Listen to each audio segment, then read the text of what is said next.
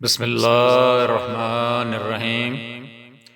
3 آدمیوں کے لیے جھوٹ بولنا جائز ہے۔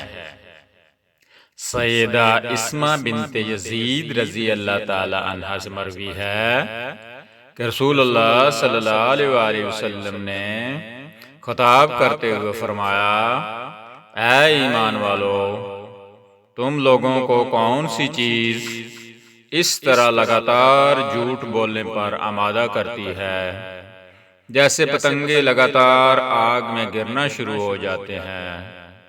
ابن آدم پر اس کے ہر جھوٹ کو لکھ لیا جاتا ہے ماسوائے 3 امور کے۔ نمبر 1، وہ خاوند جو اپنی بیوی سے جھوٹ بولتا ہے تاکہ اس کو راضی رکھے۔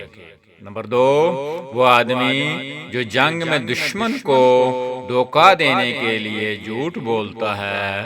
اور نمبر 3، وہ آدمی جو 2 مسلمانوں کے درمیان صلح کرانے کے لیے جھوٹ بولتا ہے۔ مسند احمد حدیث نمبر 9897۔ چینل کو سبسکرائب کر دیا کریں تاکہ آپ تک نبی کریم صلی اللہ علیہ وآلہ وسلم کی اچھی اور پیاری پیاری حدیثیں پہنچ سکیں۔ اللہم صلی علی محمد وعلی آلہ واصحابہ وازواجہ وذریاتہ وسلم۔